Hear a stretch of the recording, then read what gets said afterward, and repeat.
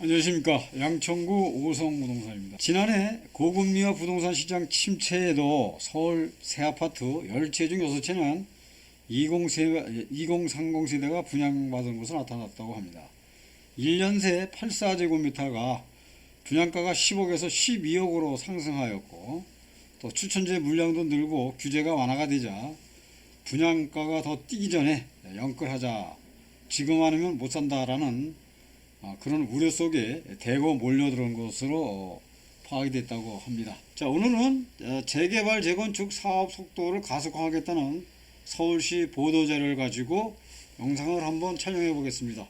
시청하시기 전에 좋아요와 구독도 함께 부탁드리겠습니다.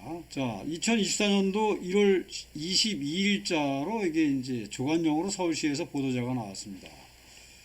서울시에서 이제 모든 정비 사업을 통합 심의를 해서 통합심의 본격 시행을 해서 재개발 재건축 사업 속도가 가속화될 거다라는 그런 큰 제목을 뽑았고요. 그동안은 건축 도시 경관을 이렇게 묶어서도 이렇게 심의를 했지만, 교통이라든가 교육, 환경, 공원 등 정비 사업 7개의 개별 심의를 통합해서 사업 시행 계획 인가 단계의 원스톱으로 심의 체계를 구축해서 2년 그런 심의 기간을 6개월로 단축해 줘서 한 1년 6개월 정도 단축해 주겠다, 그러한 내용입니다. 자, 우리가 그동안에 조합 설립이 나지 않습니까?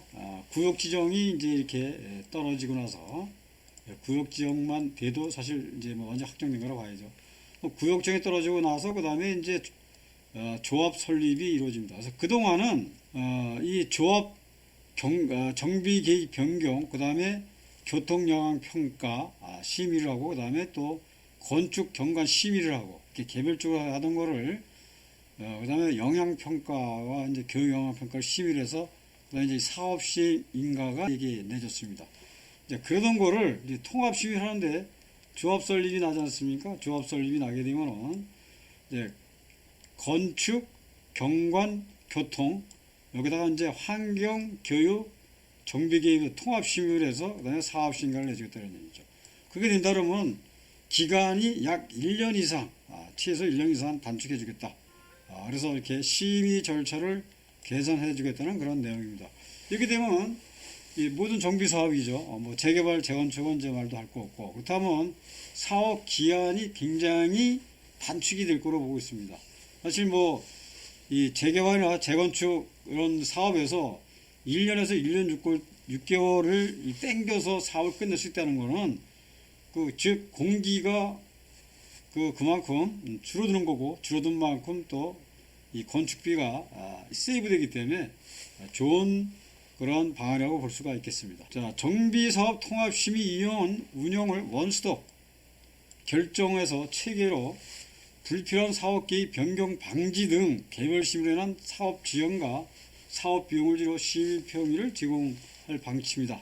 이제 그런 내용이죠. 정비사업 추진 절차는 정비구역 지정, 그다음에 조합 설립, 동의율이 이제 75에서 80%까지, 그다음에 사업 시의 인가, 기간이 2년이던 걸 지금 줄여주겠다는 얘기죠.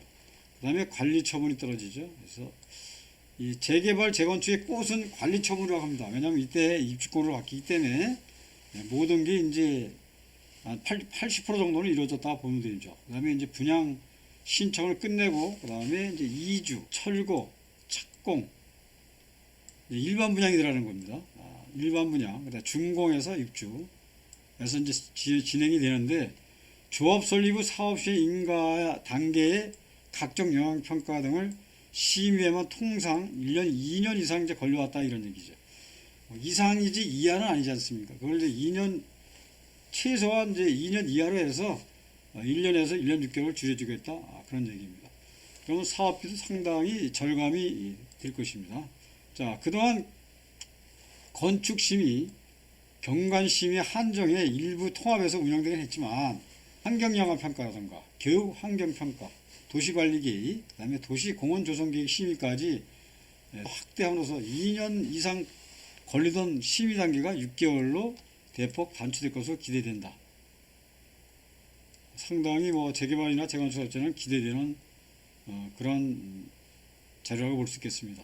통합심의 대상은 도시정비법, 도시 및 주거항목 정비사업, 그러니까 주택 및 도시정비용 재개발 재건축이며 단독주택 재건축, 재정비 촉진 지구내 정비사업도 이에 포함하겠다, 이렇게 발표가 되었습니다. 통합심의는 이제 사업자 자치구에서 관계기관으로다 이제 이게 협의를 거치고, 그 다음에 통합심의, 자치구 주관부서 주거정비과, 통합심의 시 주거정비과, 심의 결과 통보를 거쳐서 소관부서로 넘어가게 되지요. 그래서 통합심의를 거치게 됩니다. 자, 그럼 이제 이게 법이라는 게 이게 발표가 되면은 이제 시행은 언제가부터 시행이 되며 적용은 언제 되는지, 이게 이제 큰 저거라고 볼 수 있겠죠. 자, 통합심의는 법령 시행 24년도 1월 19일 이후입니다. 이후 사업 시행자가 자치구에 신규 심의를 신청하는 정비구역에 정의된다, 이렇게 되어 있습니다. 자, 그렇지만 시행일 전이죠.